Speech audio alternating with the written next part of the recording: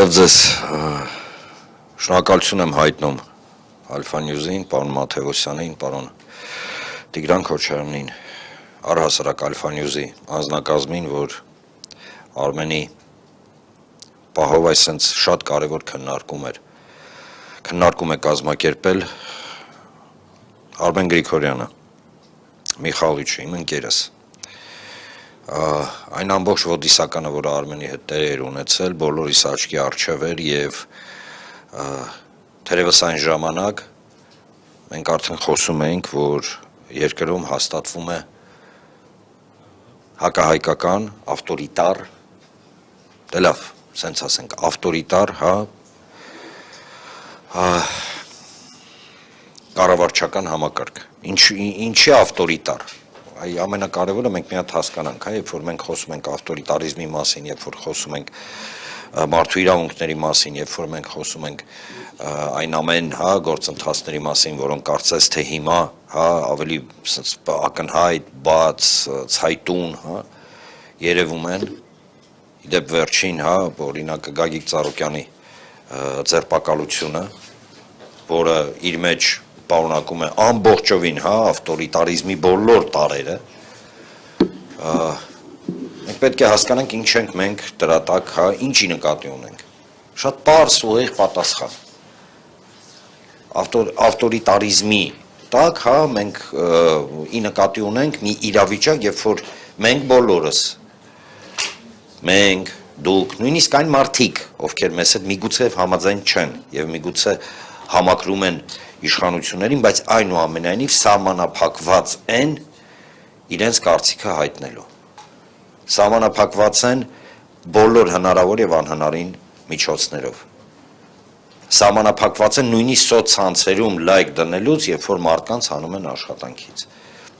Սահմանափակված են այն ժամանակ, երբ որ խոսքի համար մարդուն վերցնում եւ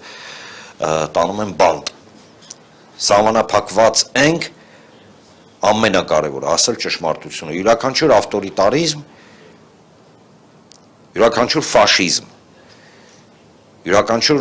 դիկտատուրա սկսում է բոլոր երկրներում եւ բոլոր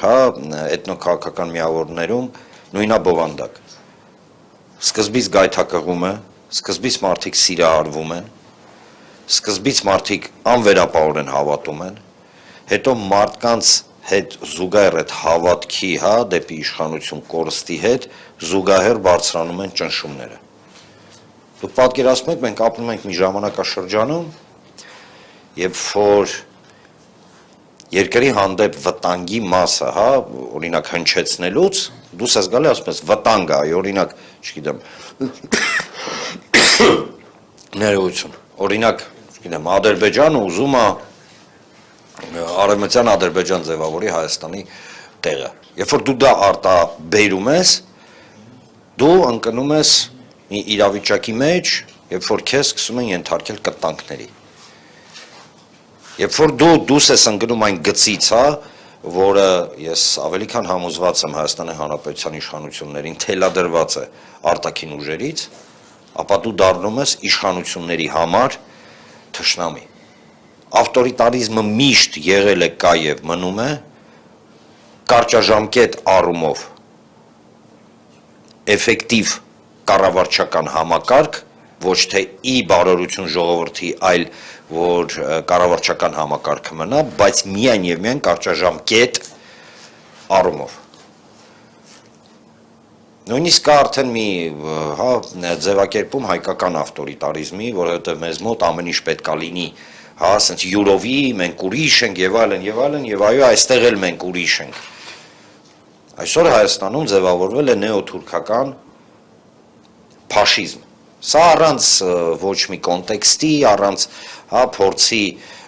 խտացնել գույները, առանց նույնիսկ վիրավորանքի ոչ մի պարագայում։ Ես միշտ կարմիր գծերը չեմ անցել։ Բայց այդ համակարգը նեոթուրքական ֆաշիզմի ձևավորումը ենթադրում է միայն մի բան։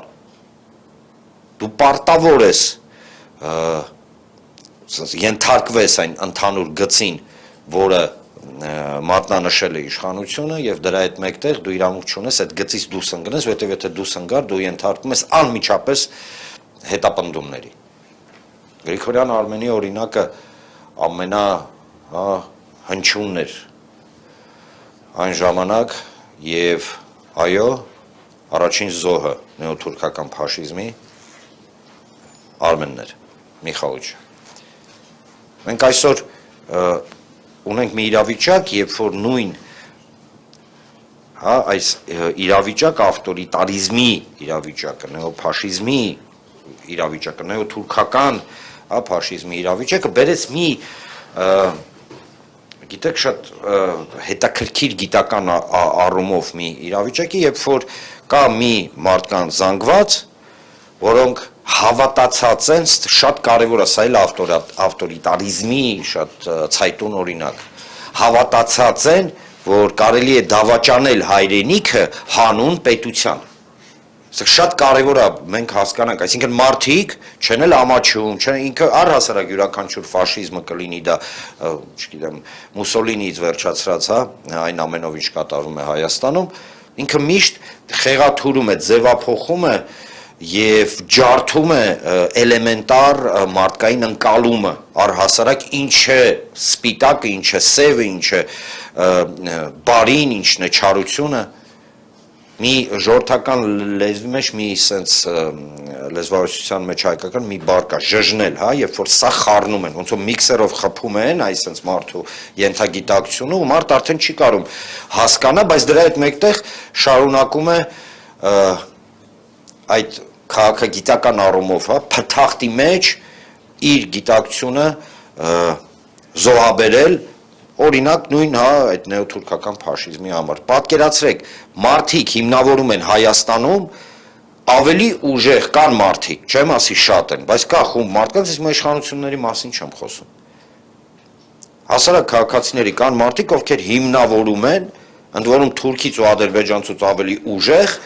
ինչի համար պետք է ոչնչացվեր Արցախը հիմնավորում են ինչի համար մենք պետք է մոռանանք Արարատը հիմնավորում են ինչի համար մենք պետք է օրինակ մեր պետական ես ընդգծում եմ պետական եւ ազգային առաջնահերթությունները դնենք թուրքական զոհասեղանին եւ այո ամենա ցավալին այն է որ մեզ փորձում են համոզել հենց այդ մարդիկ որ հայրենիքի դավաճանությունը Դա այն գինն է, որը պետք է վճարվի պետություն ունենալու համար։ Միգուցե դա այդպես է, բայց այստեղ հարցը ծագում է, որ պետության մասին է խոսքը գնում, որովհետև դա վստահաբար Հայաստանը չէ։ Այս է ամենաուղիղ ավտորիտարիզմի արտահայտումը։